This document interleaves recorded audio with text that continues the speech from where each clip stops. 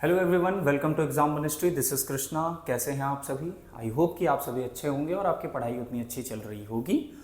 आज की current affairs वाली क्लास में हम कोड डिकोड करेंगे और डिटेल एनालिसिस करेंगे कुछ आर्टिकल्स और एडिटोरियल पेज के जो इम्पोर्टेंट आर्टिकल्स थे उनके बारे में। चलिए फिर स्टार्ट करते हैं क्लास को और समझते हैं क्या क्या इम्पोर्टेंट था। देखिए, कल वाले पेपर में आप लोगों के लिए जो इंपॉर्टेंट आर्टिकल्स थे उन्हें यहाँ पर शो कर दिया गया है ताकि आप समझ पाएं। देखिए, एक इंपॉर्टेंट आर्टिकल तो आपके सामने ये दिख रहा है क्लीन एआई के बारे में। हालांकि एआई के बारे में हमारी पिछली वाली क्लास में भी मैंने आपको बताया था। इस समय भारत जो है वो एआई को पूर्ण रूप से विकसित करने के लिए अपना प्रोग्राम लॉन्च कर रहा है, जिसमें हमने कल आपको एक सर्वम एआई के बारे में भी बताया था। ठीक है, उसी के तहत ये दूसरा आर्टिकल आज देखने को मिल रहा है जो एडिटोरियल पेज पे है। ठीक है, इसको आप रिलेट कर सकते हैं जीएस पेपर 3 से, साइंस एंड टेक। याद रखिए, इसमें प्रीलिम्स यानी कि प्रारंभिक परीक्षा की बात करें, इसके साथ साथ आपकी मुख्य परीक्षा। ठीक है, खबर देखते हैं क्या रही है। अंतर्राष्ट्रीय मुद्रा कोष यानी कि आईएमएफ जिसे कहा जाता है, आईएमएफ ने एक रिपोर्ट के दौरान ये कहा है कि जो एआई है, एआई को यूज करना हर एक देश के लिए फायदेमंद हो सकता है, लेकिन इसके जो पर्यावरण जो प्रभाव होंगे वो भी कहीं ना कहीं ज्यादा होंगे। जैसा कि आर्टिफिशियल इंटेलिजेंस के बारे में कहा जाता है कि इसके आर्थिक फायदों के साथ साथ इसके पर्यावरणीय खर्चों यानी कि नुकसान, या यूं कहें कि इसको बनाने के लिए, इसको प्रोड्यूस करने के लिए, इसे सही तरीके से हैंडल करने के लिए जो पर्यावरणीय कारक हैं वो भी बहुत ज़्यादा खर्च होंगे। इसी को सचेतते हुए देखिए क्या कहा गया है। रिपोर्ट बताती है कि एक तकनीकी वैश्विक स्तर पर टिकाऊ यानी कि इसको सतत के नाम से भी जाना जाता है, सतत, ठीक है, सस्टेनेबल डेवलपमेंट गोल। ठीक है, आपने पढ़ा होगा इसके बारे में। ठीक है, सतत विकास लक्ष्यों के साथ साथ इसे इस तरीके से डिजाइन किया जाना चाहिए कि इसके पर्यावरणीय जो प्रभाव हैं उन्हें कम किया जा सके, खासकर विकासशील देशों के लिए। तो इस आर्टिकल को पढ़ने के बाद जो इसका सार है हिंदी में वो हम आपको दिखा रहे हैं। इसको आप अच्छे से समझ सकते हैं, इसमें कोई चीज़ ऐसी नहीं मिलेगी जो आपको समझ में ना आए, और हमारा काम जो है वो यही है कि आपको ये आर्टिकल अच्छे से समझ आ जाए।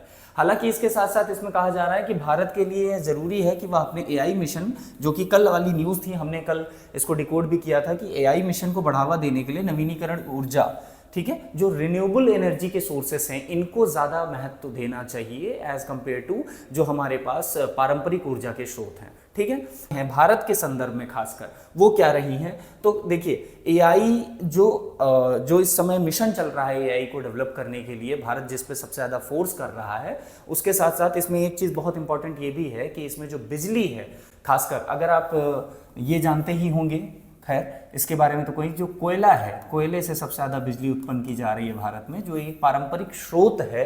ठीक है, इससे प्रदूषण सबसे ज़्यादा होते हैं। लेकिन अगर एआई को डेवलप किया जाना है तो भारत को इसमें आपको ध्यान रखना है कि नवीनीकरण ऊर्जा का जो स्रोत है वो काफ़ी महत्वपूर्ण भूमिका अदा कर सकता है, क्योंकि एआई उद्योगों को बहुत अधिक बिजली की जरूरत होती है। बिजली का उत्पादन कोयला और पारंपरिक स्रोतों के बजाय इसको कार्बन उत्सर्जन में बढ़ावा मिलता है। अगर ये चीज़ होगी तो पर्यावरण पर इसके क्या प्रभाव पड़ेंगे। तो ये आर्टिकल बेसिकली आपके एनवायरनमेंट और साइंस एंड टेक दोनों का कॉम्बिनेशन है, जिसे आप समझ करके एक नई सोच, एक नया आयाम विकसित कर सकते हैं इसको समझने के लिए कि ये चीज़ कैसे फंक्शन कर रही है। ठीक है, इतना समझ में आ गया। आगे बढ़ते हैं, देखते हैं। लेकिन अगर नवीनीकरण ऊर्जा, जैसे कि मैंने बताया, सोलर और विंड एनर्जी की बात करें, तो एआई को पर्यावरण पर कम प्रभाव डालकर एआई का जो प्रभाव है वो पर्यावरण पर कम से कम पड़ सके और विकासशील देशों के लिए इसे मुहैया कराया जा सके, इस पे फोकस करता है। एआई के कारण सिर्फ बिजली की खपत ही नहीं बढ़ेगी, बल्कि इसके लिए खनिजों की खुदाई यानी कि पानी की खपत और इलेक्ट्रॉनिक कचरा, ये सबसे ज़्यादा इंपॉर्टेंट है कि ये जो इलेक्ट्रॉनिक कचरा है, ई कचरा जिसे ई वेस्टेज कहते हैं आप, वो ज़्यादा से ज़्यादा बढ़ रहा है। ठीक है, इसका क्या सुझाव हो सकता है भारत के परिप्रेक्ष्य में। अगर हम बात करें कि भारत के परिप्रेक्ष्य में इसके क्या सुझाव हो सकते हैं, तो देखिए, विंड और सोलर एनर्जी की अगर हम बात करें कि विंड और सोलर एनर्जी, तो ये एक साफ ऊर्जा के स्रोत में माना जाता है। ठीक है, साफ ऊर्जा के स्रोत में माने जाने से इससे जो है ई कचरा, जो हमने अभी पिछली स्लाइड में पढ़ा है कि ई कचरा है, और इससे जो आने वाले एसडीजी गोल्स हैं, जो हमारे सतत विकास के गोल्स हैं, एसडीजी गोल्स हैं, इनको भारत एक अच्छे उस पे पा सकता है। हालांकि इसमें एक चीज़ और इम्पॉर्टेंट है जो मैं आपको बता दूं कि 2070 तक जीरो कार्बन एमिशन कंट्री बनने की राह पर जो मिशन भारत सोच रहा है, उसके लिए ये काफ़ी ज़्यादा इम्पॉर्टेंट है कि अगर आज एआई को ज़्यादा फोकस किया जा रहा है तो एआई को फोकस करते समय इस बात का ध्यान रखा जाए कि ये जो गोल है हमारा 2070 तक शून्य कार्बन कंट्री बनने का, उसमें किसी भी तरीके से ये बाधा उत्पन्न ना करे। ठीक है, चलिए आगे बढ़ते हैं। आप यहाँ देख सकते हैं कि डेटा सेंटर्स जो है भारत में ऑलरेडी यहाँ पर वो पैनल, सोलर पैनल लगाकर बिजली समस्या को कम किया जा सकता है इनके लिए, जो कि सुझाव के तौर पर है। अगला सुझाव ये हो सकता है कि एआई से ज़्यादा बिजली, पानी और खनिजों की ज़रूरत होती है, इसलिए इनका सावधानी से इस्तेमाल किया जाए और इस बात का ध्यान रखा जाए कि ये ऑप्टिमम यूटिलाइज हों। ठीक है, अनुकूलतम इनका उपयोग किया जा सके। ठीक है, इस बात का ध्यान रखना है भारत को 2070, ये चीज़ मैंने आपको बताई अभी। अगली जो खबर आ रही है, जो इंपॉर्टेंट आर्टिकल है आपके लिए, वो जीएस पेपर 3 से रिलेट करके इकोनॉमी के सेक्शन से आप इसे अर्थव्यवस्था के सेक्शन से जोड़ सकते हैं। खबर क्या है? The Trump turmoil the bond market. ठीक है, अब इस आर्टिकल को समराइज वे में आपको समझाने के लिए यहां पर सारी चीजें दे रखी हैं। आइए देखते हैं कि इस आर्टिकल में देखिए, डोनाल्ड ट्रंप और फेडरल रिजर्व की टकराहट। हालांकि अभी रिसेंटली आप सभी ने ये देखा होगा कि इलेक्शन जो है कैंपेन के दौरान डोनाल्ड ट्रंप की जो नीतियां रही हैं, जो उनके वादे रहे हैं अपनी जनता से, और खासकर उनकी जो अमेरिका फर्स्ट नीति रही है, उसको देखते हुए मार्केट में काफ़ी ज़्यादा, या कहें बाजार अर्थव्यवस्था में काफ़ी ज़्यादा उथल पुथल देखने को मिला है। ये उथल पुथल इसलिए भी है क्योंकि उनकी आर्थिक नीतियां इस तरह से जो है वैश्विक अर्थव्यवस्था को प्रभाव डाल रही हैं, जिससे मार्केट में काफ़ी ज़्यादा उथल पुथल है। अब ये उथल पुथल सिर्फ वैश्विक स्तर पर ही नहीं बल्कि अमेरिका में भी अब देखने को मिल गई है। हालांकि कुछ ऐसे भी लोग हैं, कुछ ऐसे अर्थशास्त्री हैं जिनका ये कहना है कि भाई जो ये नीतियां बनाई जा रही हैं जो है अमेरिका के द्वारा, ये कहीं ना कहीं अमेरिका को ही नुकसान पहुंचाएंगी। ठीक है, उसी के रिगार्डिंग ये आर्टिकल है। आर्टिकल में क्या कहा जा रहा है? अमेरिकी राष्ट्रीय डोनाल्ड ट्रंप और देश के केंद्रीय बैंक के बारे में जान लीजिए। जैसे हमारे यहाँ आरबीआई होता है, जैसे हमारे यहाँ आरबीआई है, ठीक उसी तरीके से अमेरिका में फेडरल रिजर्व बैंक होता है। ठीक है, सेंट्रल बैंक है वहाँ का, मॉनेटरी अथॉरिटी इसी के पास होती है। हालांकि इसके साथ साथ एक चीज और इंपॉर्टेंट है जो मैं चाहता हूं आप सभी पहले समझ लें। देखिए, किसी भी देश को चलाने के लिए दो नीतियां आवश्यक होती हैं। ठीक है, एक तो होती है आपकी फिस्कल पॉलिसी, राजकोषीय नीति जिसे आप कहते हैं, और दूसरी होती है मॉनेटरी पॉलिसी, मौद्रिक नीति। हालांकि दोनों अपने आप में स्वतंत्र हैं, लेकिन दोनों ही इसको ऐसे भी समझाया जा सकता है, या आप ऐसे भी समझ सकते हैं कि इस पूरी बॉडी में आपके जो दो पैर हैं, अगर ये दोनों बैलेंस नहीं होंगे तो आपकी बॉडी डिसबैलेंस मोड में होगी। ठीक है, तो इसलिए कि दोनों ही नीतियों को जो है एक साथ इनको बैलेंस करके चलना होता है। फिस्कल पॉलिसी जो है वो गवर्नमेंट रेगुलेट करती है, और जो मॉनेटरी पॉलिसी होती है ये अधिकाधिक लगभग सभी देशों में जो सेंट्रल बैंक होता है वो इसको रेगुलेट करता है। ये बात आप भी जानते होंगे कि ऑटोनॉमस बॉडी है, यानी कि स्वायत्त निकाय है ये आपका आरबीआई। हालांकि आरबीआई के डिसीजन को देखा गया है, अक्सर कई देशों में पाया गया है कि सरकार जो होती है वो जो केंद्रीय बैंक होता है उसके डिसीजन को कहीं ना कहीं इन्फ्लुएंस करके मार्केट में अपना जो है सिक्का जमाने का काम कई बार गवर्नमेंट करती है। ठीक यही प्रकरण आपको इस केस में देखने को मिलता है। अब ये प्रकरण क्या है इसके बारे में थोड़ा समझते हैं। देखिए, न्यूज ये रही है कि डोनाल्ड ट्रंप जो रहे हैं वो केंद्रीय बैंक की स्वतंत्रता को चुनौती देते हुए इसके चेयरमैन जेरोम पावेल के नाम याद रखिएगा। ये फेडरल बैंक के इस समय अध्यक्ष भी हैं। ठीक है, अध्यक्ष भी हैं, इस बात का ध्यान रखिएगा। फेडरल बैंक को लूजर कहा है। अब ये लूजर क्यों कहा है ये हमें इंपॉर्टेंट नहीं है, हमें इंपॉर्टेंट ये है कि ये जो सरकार है ये केंद्रीय बैंक की स्वायत्ता पर जो सवाल उठा रही है ये आपके लिए काफी इंपॉर्टेंट है। इसको समझते हैं कि केंद्रीय बैंक की स्वायत्ता इतनी महत्वपूर्ण क्यों होती है। देखिए, केंद्रीय बैंक की स्वायत्ता जो है वो इतनी महत्वपूर्ण इसलिए किसी भी देश के लिए होती है क्योंकि मैंने आपको बताया कि एक तो हमारे पास फिस्कल पॉलिसी होती है, एक होती है मॉनेटरी पॉलिसी।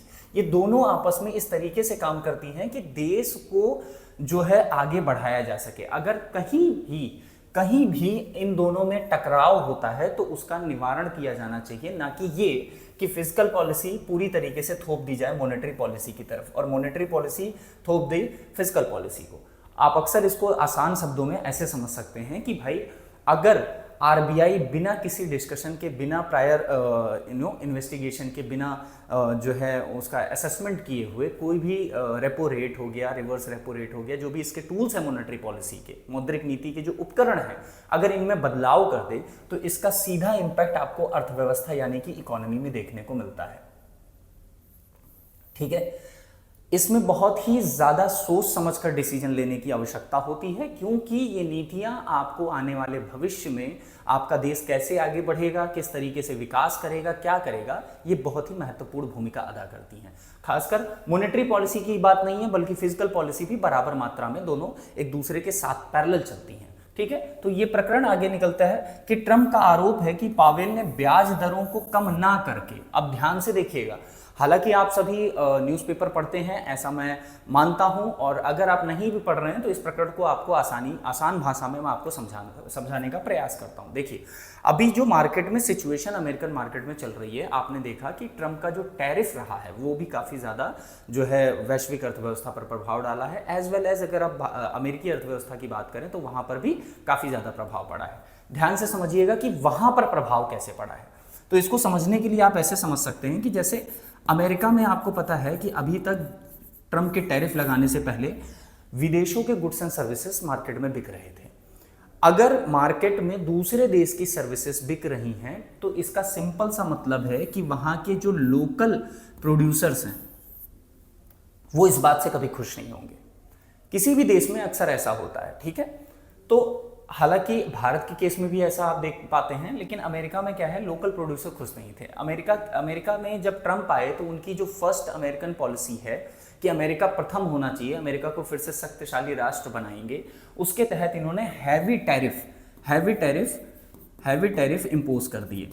अब इन टैरिफों से होगा क्या? इन टैरिफों से होगा ये कि जो विदेशों के माल अमेरिका में जाकर के बिक रहे थे ये महंगे हो जाएंगे, क्योंकि इन पर टैरिफ लग गया है, आयात शुल्क लग गया है। अब इनके महंगे होने से इनको उठने का चांस मिल जाएगा, जो वहाँ के लोकल प्रोड्यूसर्स हैं उनको ये मौका मिल जाएगा कि वो मार्केट को कैप्चर कर सके। लेकिन एक बात हमेशा ध्यान रखिए, सप्लाई जो होती है, अगर मैं बात करूं सप्लाई की, ठीक है, पूर्ति की अगर मैं बात करूं तो पूर्ति सडनली आप किसी चीज की नहीं बढ़ा सकते। डिमांड सडनली बढ़ सकती है बट पूर्ति, क्योंकि गुड्स एंड सर्विसेज को बनाने में काफी समय लगता है।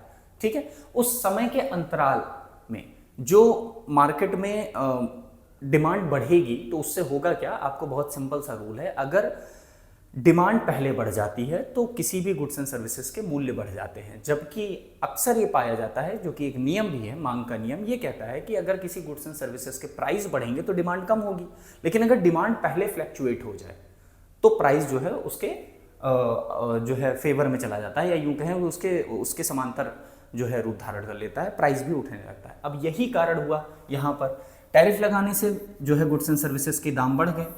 ब्याज दरों को कम करिए। अब ब्याज दरों के कम करने से होगा क्या? देखिए, ब्याज दरों के कम करने से जो लोन होगा, ठीक है, वो ज्यादा मार्केट में जाएगा, क्योंकि ब्याज दर क्या है? ब्याज दर आप ऐसे समझ सकते हैं कि मुद्रा की कीमत होती है, पैसे की कीमत जो है वो ब्याज दर है। मार्केट में आप लोन लेने जाते हैं तो ब्याज दर के अकॉर्डिंग ही आप अपने आप को एडजस्ट करते हैं कि भाई अगर ब्याज दर ज़्यादा है तो हम लोन कम लेते हैं। ठीक है, तो इनका कहना है कि ब्याज दरों को कम करिए। अब फेडरल रिजर्व बैंक ये कह रहा है कि हम ब्याज दरों को कम नहीं कर सकते, ठीक है, ड्यू टू जो इकोनॉमिक कंडीशन है अमेरिका की, उसको देखते हुए। ठीक इसी तरीके से अब इससे चिंताएं क्या उत्पन्न हो रही हैं उस पर थोड़ा सा फोकस करते हैं।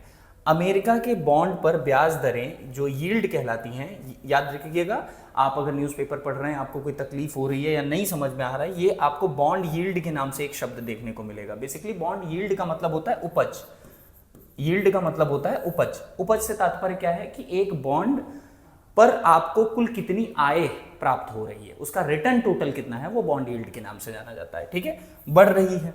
अमेरिकी डॉलर का मूल्य गिर रहा है। क्यों गिर रहा है? क्योंकि देखिए, बात को समझिएगा, अगर अभी ट्रम्प का ये कहना है कि ब्याज दरों को कम कर दें, ब्याज दर कम होने से लोन और ज्यादा होगा, यानी मनी सप्लाई बढ़ जाएगी मार्केट में।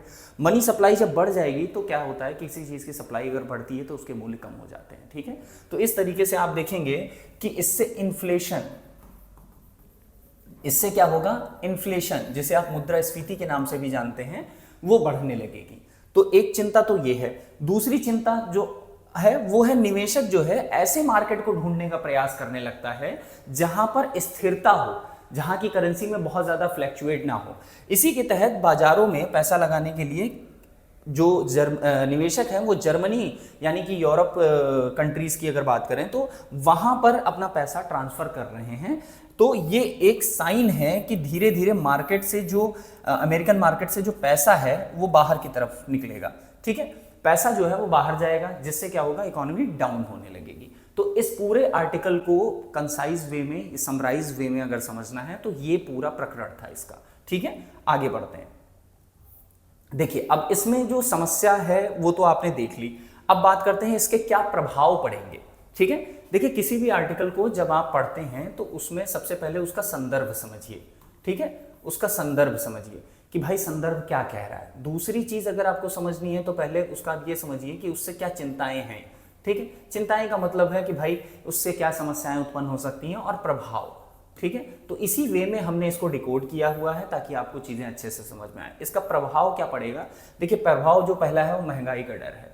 अमेरिका को सबसे ज़्यादा डर है वहाँ के फेडरल रिजर्व बैंक को कि भाई जिस तरीके से ट्रम्प की पॉलिसीज़ हैं उस हिसाब से महंगाई को कंट्रोल नहीं किया जा सकेगा, ठीक है। ब्याज दर कम करने को कहा जा रहा है, इंटरेस्ट रेट को अगर मैं कम कर दूंगा तो जाहिर सी बात है मनी सप्लाई, जो मनी की सप्लाई है वो बढ़ जाएगी मार्केट में। और जैसे ही मनी की सप्लाई बढ़ेगी, सप्लाई बढ़ेगी, सप्लाई अगर बढ़ेगी तो होगा क्या, सप्लाई बढ़ेगी यानी कि क्वांटिटी ऑफ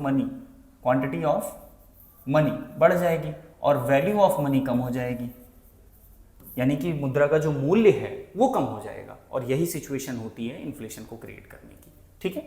दूसरा है सरकारी कटौतियां। अब ट्रम्प क्या कर रहे हैं जो कि काफी ज्यादा एक यूं कह सकते हैं कि प्रॉब्लम क्रिएट कर रहा है अमेरिकन इकोनॉमी के लिए, वो है सरकारी कटौतियां। बहुत सारी ऐसी पेमेंट जो सरकार जो है सामाजिक सुरक्षा पर, जिस तरीके से सोशल सिक्योरिटी स्कीम हो गई, पेंशन हो गया, इन योजनाओं के तहत जो पैसा अमेरिकी गवर्नमेंट वहाँ के लोगों को प्रोवाइड कर रही थी, अब उसको रोक दिया है उन्होंने। वो कटौती क्यों कर रहे हैं, क्योंकि आपको पता है कि मार्केट में ट्रम्प को लगता है कि मार्केट में पैसे की ज़रूरत है तो हम यहाँ से पैसा बचा करके उधर डाइवर्ट कर सकते हैं, ठीक है। जो कि एक सरकारी कटौतियाँ जो हैं ये कम, इसका भी प्रभाव क्या पड़ रहा है कि भाई जो सोशल स्कीम्स चल रही थी वो धीरे धीरे कम होने लगेंगी, उनकी योजनाओं में आवंटन कम होने लगेगा और वही धीरे धीरे फिर अस्थिरता क्रिएट करेगा। अमेरिका अब निवेशक के लिए सुरक्षित हेवन, एक वर्ड यूज किया गया है सुरक्षित हेवन, ठीक है। इसका क्या मतलब है, एक सुरक्षित प्लेस, ठीक है, सुरक्षित जगह नहीं रहा है, जिसकी वजह से वैश्विक अर्थव्यवस्थाओं में अनिश्चितता बढ़ने लगी है।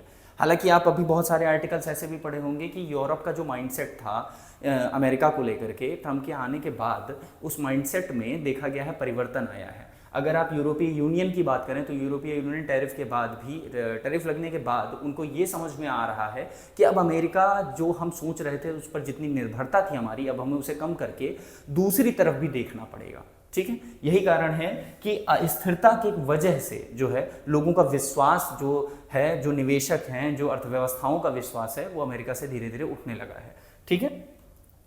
आई होप कि आपको ये सारी चीज़ें समझ में आ रही हैं। अगर आपको नहीं समझ में आ रही हैं तो let me know in the comment section, आप मुझे बताइए। मैं आपको अगली वीडियो में कोशिश करूंगा इसको एक समराइज वे में, छोटा सा वीडियो स्टार्ट होने से पहले इसको अच्छे से और समझा दूंगा। कोई चीज़ ना समझ में आए तो प्लीज़ पूछ लीजिएगा, ठीक है। चलिए अब देखते हैं कि विकासशील देशों पर इसका क्या असर पड़ेगा।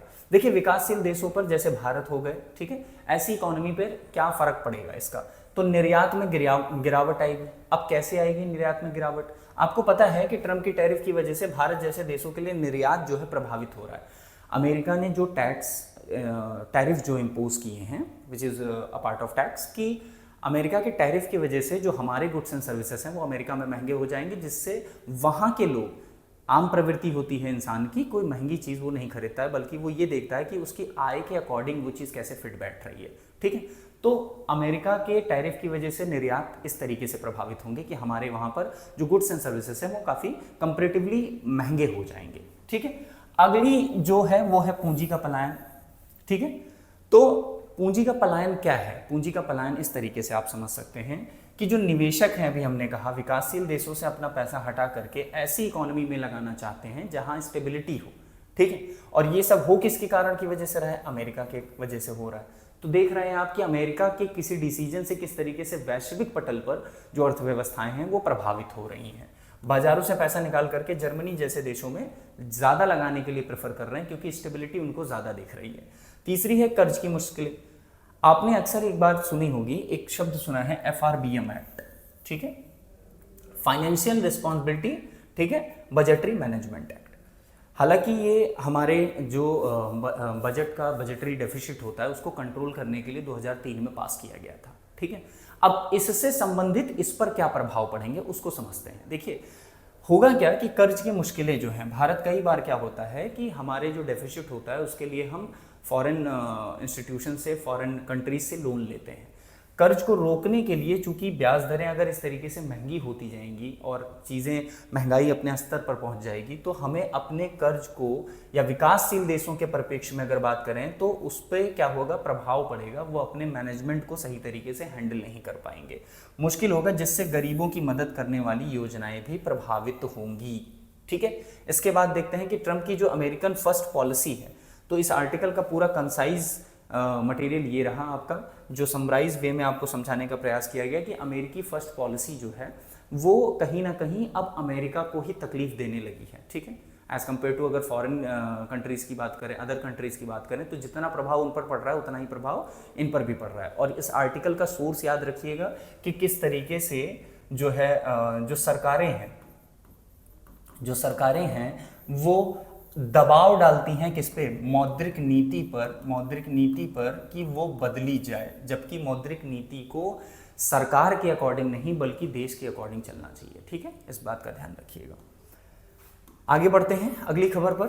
देखिए ये एक इम्पॉर्टेंट है, चूंकि ये आपके जनरल नॉलेज के लिए है और काफ़ी इंपॉर्टेंट इसलिए भी है। खबर क्या है देख लेते हैं। भारतीय अंतरिक्ष अनुसंधान संगठन इसरो के पूर्व अध्यक्ष डॉक्टर के कस्तूरी रंगन का निधन हो गया है। ठीक है, का निधन हो गया है, इस बात का ध्यान रखिएगा। 84 वर्ष की आयु में इनका शुक्रवार को निधन हुआ था।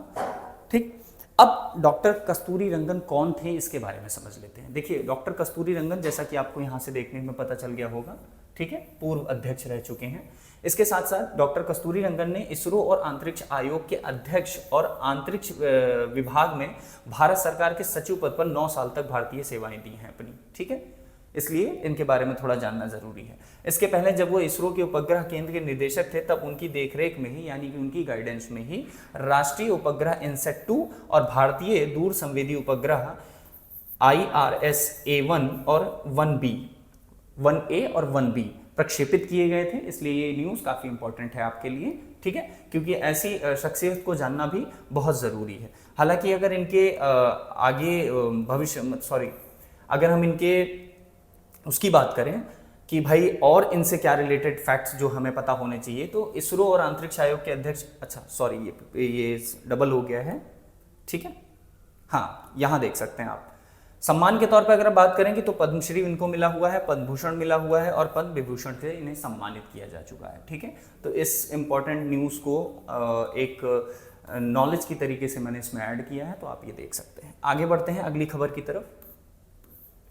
चलिए, अगली जो खबर है वो हमारी रिलेटेड है GS paper 3 science and tech. ठीक है, देखिए साइंस एंड टेक, बहुत सारे अभ्यर्थी ऐसे हैं, बहुत सारे एस्पिरेंट्स ऐसे हैं जो साइंस एंड टेक, जिनका बैकग्राउंड साइंस नहीं है, वो सोचते हैं कि इसको हम कैसे समझें सर, ये काफ़ी ज़्यादा डिफिकल्ट हो जाता है हमारे लिए। देखिए इसमें डिफिकल्टी कुछ नहीं है, आपको महारत नहीं हासिल करनी है, PhD नहीं करनी है, आपको सामान्य जानकारी होनी चाहिए।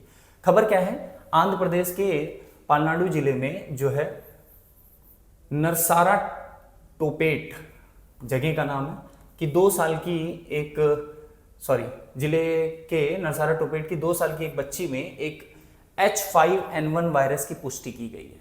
ठीक है, अब ये इंपॉर्टेंट क्यों है, क्योंकि आपने अभी पिछली वाली वीडियो में हमने एक देखा था कि WHO ने वैश्विक महामारी संधि की है, ठीक है। अभी मैंने, अगर आपने वीडियो नहीं देखी तो आप जाकर के देख लीजिएगा, वैश्विक महामारी संधि की है। अब वैश्विक महामारी संधि से रिलेटेड है, चूंकि कल हुआ है और आज, कल उस पर एक टॉपिक आया है और आज H5N1 जिसे आप बर्ड फ्लू के नाम से भी जानते हैं, उस पर एक न्यूज है, तो ये इंपॉर्टेंट है आपके लिए।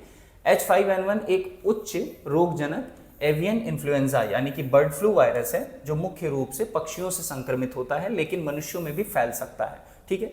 कोरोना के टाइम पे भी आपने देखा, कोविड-19 में भी आपने देखा कि किस तरीके से जो है ये बीमारियां जो है संचरित हो रही हैं एक तरफ से दूसरे तरफ, मानव से जानवर, पशुओं से मनुष्यों की तरफ, तो इसलिए ये इंपॉर्टेंट है। H5N1 वायरस पहली बार 1996 में चीन में एक बतख में पाया गया था, ठीक है, इतना फैक्ट आपको इंपॉर्टेंट है। और H5N1 अभी तक मनुष्यों में आसानी से नहीं फैलता, लेकिन इसके म्यूटेशन से भविष्य में खतरा बना हुआ है। अगर हम इसकी मृत्यु दर की बात करें कि अगर ये किसी को होता है तो 60% चांसेस होते हैं उसके मरने के, ठीक है। इसके बाद अगली न्यूज पर हम बढ़ते हैं। चलिए अगली न्यूज क्या है, देखिए ये न्यूज भी आपकी GS paper 3 science and tech से रिलेटेड है।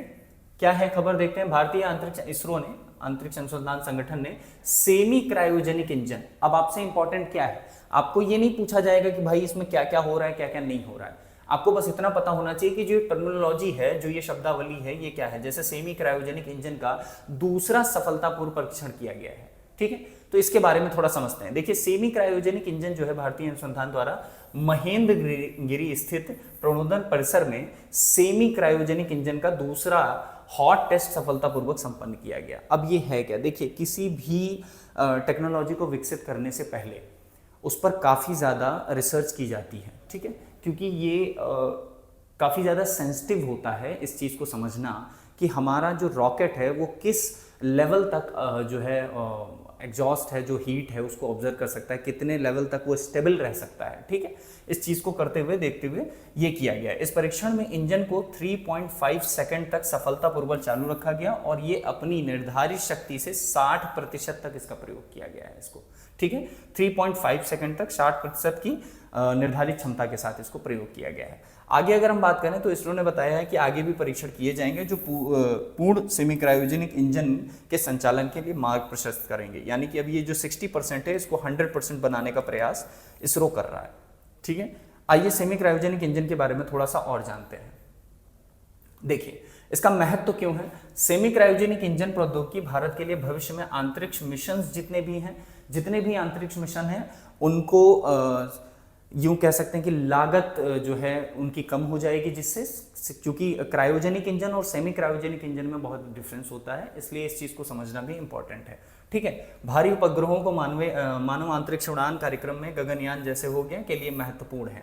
यह तकनीकी पारंपरिक क्रायोजेनिक इंजनों की तुलना में अधिक किफ़ायती है, इसलिए ये ज़रूरी है कि जो है इसरो ऐसे बहुत सारे टेस्ट करता रहे। हालांकि आपको पता है कि इसरो को इसके लिए अवार्ड भी मिल चुका है। अगर आपको ध्यान हो तो प्रीवियस कुछ मंथ पहले की बात है कि इसरो को जो है अवार्ड भी मिला है इसके रिगार्डिंग। इसरो विश्व में एक ऐसा संगठन है जो कम से कम लागत में किसी भी रॉकेट को या किसी भी उपग्रह को प्रक्षेपित करने के लिए जाना जाता है, ठीक है। आगे बढ़ते हैं। इसके बारे में और जानकारी जो है वो इंपॉर्टेंट फैक्ट्स जो हैं, जो पूरे इस आर्टिकल को हम डिकोड करके आपको दे सकते हैं, वो ये है कि क्रायोजेनिक और सेमी क्रायोजेनिक इंजन में अंतर क्या होता है, ये आपको जानना जरूरी है, ठीक है। तो देखिए रॉकेट इंजन बेसिकली दो प्रकार के होते हैं, एक तो होता है आपका क्रायोजेनिक और दूसरा होता है सेमी क्रायोजेनिक। हालांकि दोनों इंजन्स में जो फर्क है वो उनके ईंधन को लेकर के है, ठीक है, उनके ईंधन को लेकर के जो अंतर होता है वो होता है। क्रायोजेनिक इंजन जो होता है ये बहुत ठंडे ईंधन पर काम करते हैं, ठीक है। इनमें बेसिकली तरल हाइड्रोजन जो कि -253 डिग्री सेल्सियस और तरल ऑक्सीजन यानी कि लिक्विड O2 पे काम किया जाता है, ठीक है। हालांकि इसमें एक चीज़ ये भी समझनी है कि क्रायोजेनिक इंजन बहुत शक्तिशाली होते हैं, लेकिन इन्हें बनाना और संभालना यानी कि इनका रखरखाव काफ़ी महंगा होता है। इसरो इन्हें GSLV रॉकेट और गगनयान मिशनों जैसे बड़े कामों के लिए इस्तेमाल करता है, ठीक है। तो क्रायोजेनिक इंजन को आप ऐसे समझ सकते हो कि ये 5 स्टार होटल के तरीके से हैं, ठीक है। काफ़ी महंगे होते हैं, इनकी वेयर एंड टेयर कॉस्ट भी काफ़ी ज़्यादा होती है, ठीक है। इन्हें हैंडल करने के लिए काफ़ी ज़्यादा रिसोर्सेस लगते हैं वहीं अगर हम बात करें सेमी क्रायोजेनिक इंजन के बारे में, तो सेमी क्रायोजेनिक इंजन जो होते हैं ये इनके कंपैरेटिवली थोड़े सस्ते होते हैं। सेमी क्रायोजेनिक इंजन थोड़े सरल होते हैं, इन्हें सामान केरोसिन, अब यहाँ ध्यान रखिएगा ये वो केरोसिन नहीं है जो ग्रामीण स्तर पर हम लोग इस्तेमाल करते हैं, ये थोड़ा फाइन केरोसिन होता है, ठीक है। ये वही ईंधन है जो हवाई जहाज में भी प्रयोग किया जाता है, और तरल ऑक्सीजन बेसिकली NO2 दोनों में ही होता है, लेकिन वहाँ हाइड्रोजन और यहाँ जो है केरोसिन के साथ इस्तेमाल किया जाता है। ये कम शक्तिशाली होते हैं, कम भार ले जाने की क्षमता होती है, छोटे उपग्रहों को प्रक्षेपित करने के लिए इनका इस्तेमाल किया जा सकता है, ठीक है। और बनाने में भी सस्ते होते हैं। इसरो इन्हें भविष्य में छोटे मिशनों के लिए इस्तेमाल करने के लिए इन्हें डेवलप कर रहा है, ठीक है। तो ये आपकी जो न्यूज़ थी, ये आपके साइंस एंड टेक पेपर से इसको आप समझ सकते हैं। अगली जो न्यूज़ है वो भी आपकी GS पेपर 3 इकोनॉमी सेक्शन से है, ठीक है। आर्टिकल आपके सामने है, अगर आप इसे डिकोड करते हैं। चलिए, खबर क्या है? खबर है REIT और इन्वेट आम निवेशकों के लिए बड़ी संपत्तियों में हिस्सेदारी का मौका, ठीक है। अब ये जो है ये आपके शेयर बाजार वाले चैप्टर से और इन सब से जो है रिलेटेड है। अब इसको समझते हैं कि ये है क्या। सबसे पहले हम देखेंगे कि REIT और इन्वेट, ठीक है, रिट्स और इन्वेट्स ये होते क्या है। तो रियल एस्टेट निवेश ट्रस्ट यानी कि रियल एस्टेट इन्वेस्टमेंट ट्रस्ट, इसका फुल फॉर्म होता है रियल एस्टेट इन्वेस्टमेंट ट्रस्ट, ठीक है। अब इसको कैसे समझ सकते हैं, आसान शब्दों में आपको समझाने का प्रयास करता हूं। आपने म्यूचुअल फंड्स के बारे में सुना होगा, ठीक है। म्यूचुअल फंड्स क्या होता है? सो बेसिकली म्यूचुअल फंड्स क्या होता है कि एक कंपनी होती है जो 10 लोग 12 लोग जो भी निवेश करना चाहते हैं उनके पास जाती है और कहती है कि आप जो पैसा अपने पास रखे हो वो हमें दे सकते हो, हम उस पैसे को एक अच्छी जगह पे निवेश करेंगे, उससे जो रिटर्न मिलेगा वो आपको हम देंगे, ठीक है। अब आप कहेंगे कि सर इस कंपनी को ऐसा क्या सूझ रहा है कि ये जो है समाज कल्याण के राह पर नहीं, समाज कल्याण के राह पर नहीं चल रही है। ये बेसिकली क्या होती हैं? एसेट मैनेजमेंट कंपनीज होती हैं, ठीक है। ये बेसिकली क्या करती हैं? संपत्तियों के रखरखाव और प्रबंधन का काम करती हैं। ये पैसे लेती हैं निवेशक से, उसे एक अच्छी जगह पर इन्वेस्ट करती हैं, और बेसिकली इसमें जो मैनेजर होता है वो इस फील्ड में पारंगत होता है, उसको पता होता है कि किस तरीके से कहाँ पर पैसा इन्वेस्ट करना है ताकि ज़्यादा से ज़्यादा रिटर्न मिले। ठीक इसी तरीके से रिट्स जो है वो भी काम करता है। अब इसमें है क्या? सिंपली ये है कि वास्तविक संपत्ति को खरीदे बिना, यानी कि अगर आप जैसे आप चाहेंगे, आप देखते ही होंगे कि रियल एस्टेट्स में अगर हम क्या करते हैं, इन्वेस्टमेंट करते हैं, तो ज़मीन हो गई, किसी बिल्डिंग में हो गया, कोई अपार्टमेंट ले लिया। अगर मैं आपसे ये कहूं कि अब आपको ये खरीदने की आवश्यकता नहीं है और आपका पैसा भी इसमें लग जाएगा, सो बेसिकली होगा क्या, इसको समझते हैं। जैसे म्यूचुअल फंड्स में ये कंपनियां काम करती हैं, ठीक इसी तरीके से इसमें भी कंपनीज होती हैं। ये बेसिकली क्या करती हैं, बड़े बड़े प्रोजेक्ट्स में, बड़ी बड़ी बिल्डिंगों में जो है हिस्सेदारी खरीदती हैं, या उनको बनवाने के लिए या उनको फंडिंग करने के लिए, उनका पूरा स्ट्रक्चर क्रिएट करने के लिए पैसा लेती हैं। और ये पैसा जो लेती हैं वो छोटे छोटे निवेशकों से लिया जाता है, ठीक है। ये एक पैसा कंपनी को देते हैं, कंपनी इसमें इन्वेस्ट करता है।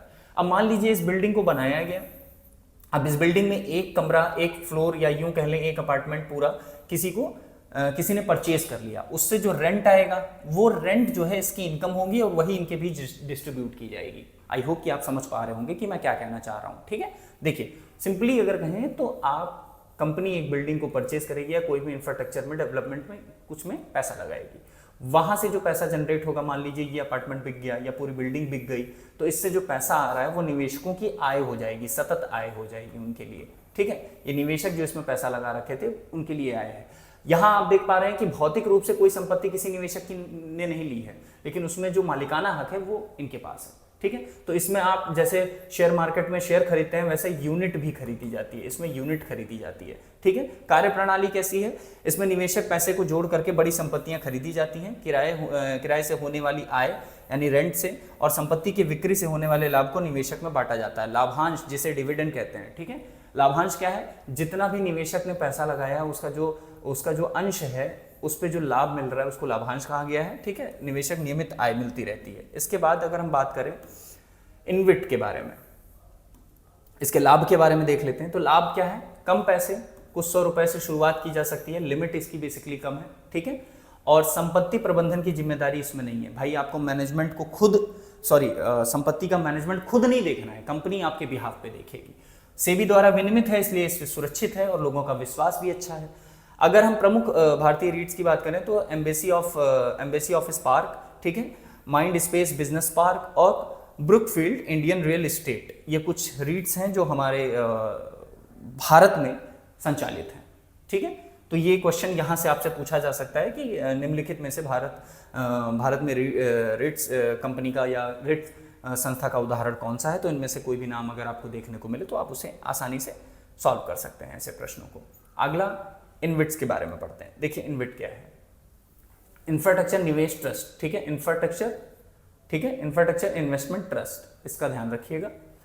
आपको देश के बुनियादी ढांचे में, ठीक है, जो बुनियादी ढांचा है, इंफ्रास्ट्रक्चर है, जैसे कोई ब्रिज बन गया, कोई बड़ी रोड बन रही है संस्था, सरकारी संस्था के द्वारा, या हम यूँ कह सकते हैं क्योंकि कोई इंफ्रास्ट्रक्चर क्रिएट किया जा रहा है, कोई स्ट्रक्चर बनाया जा रहा है, ऐसे उसमें आप निवेश करने के लिए जैसे highway, power grid, toll plaza, नवीनीकरण ऊर्जा परियोजनाएं, इसमें निवेश करने का मौका देती है।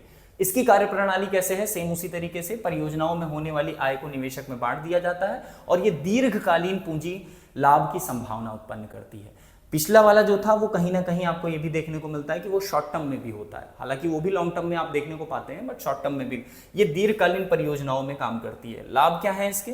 सिर्फ बड़े संस्थान ही अभी तक इसमें निवेश कर सकते थे, ठीक है, बट अब क्या है कि इसमें आम निवेशक, जिसे आप रिटेल इन्वेस्टर कहते हो, अब इंग्लिश आर्टिकल्स में आप कहीं रिटेल इन्वेस्टर सब देखते हैं तो यानी कि एक आम निवेशक की बात की जा रही है, तो आम निवेशक को भी अब इसमें मौका मिल गया है कि वो निवेश अपना कर सकता है, ठीक है। इसके साथ साथ सेबी द्वारा विनियमित है तो काफी लोगों का विश्वास भी है।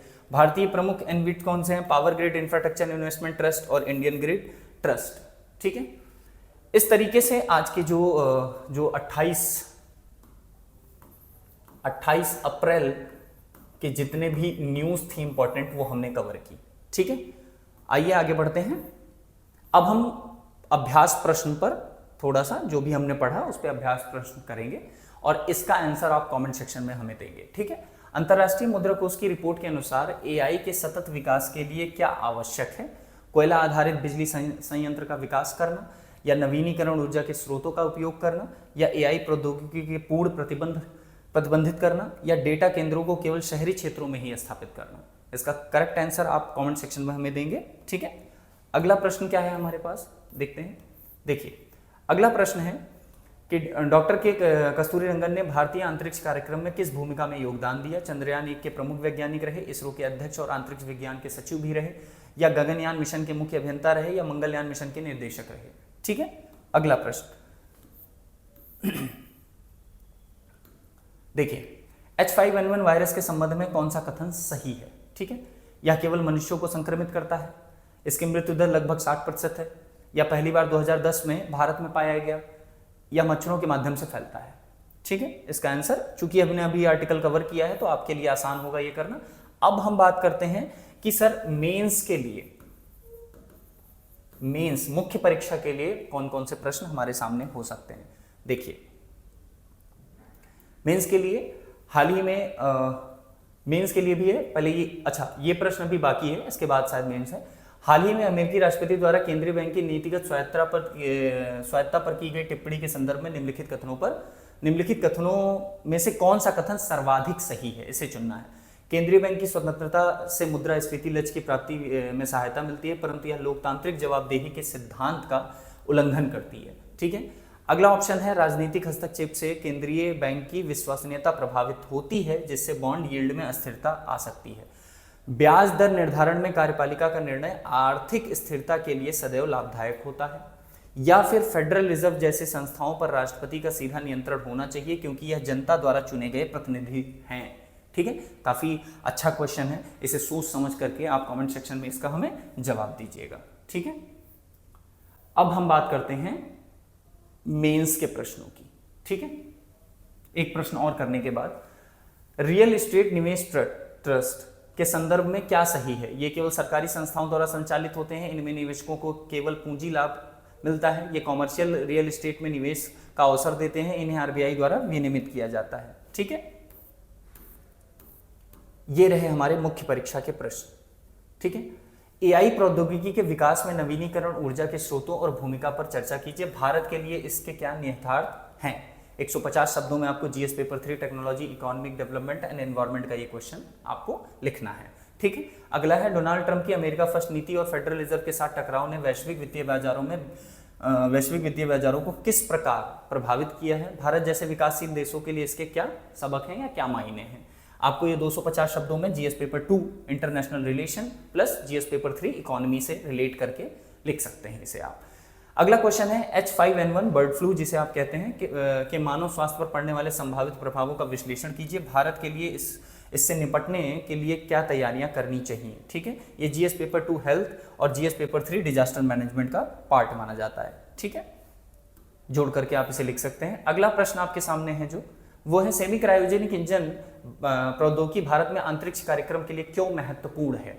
इसी के साथ साथ यह पारंपरिक क्रायोजेनिक इंजन से किस प्रकार भिन्न है? 200 शब्दों में GS paper 3 science and technology से रिलेटेड ये प्रश्न है, आप इसे लिख सकते हैं। रीट और इनविट किस प्रकार भारत में बुनियादी ढांचा विकास और रियल एस्टेट निवेश को बढ़ावा दे सकते हैं? इसके संभावित लाभ और चुनौतियों पर प्रकाश डालिए। GS paper 3 economy and infrastructure से रिलेटेड है, आप इस पे प्रश्नों का उत्तर लिखने का प्रयास कर सकते हैं। इसके साथ ही साथ अगर आपको इस क्लास की पीडीएफ चाहिए तो कमेंट सेक्शन में हमारा टेलीग्राम का लिंक है, वहां जाकर के आप इस पीडीएफ को डाउनलोड कर सकते हैं। और मिलते हैं अगली वाली कल वाली क्लास में, करंट अफेयर्स के साथ डिटेल एनालिसिस करेंगे। तब तक के लिए thank you so much, God bless you all.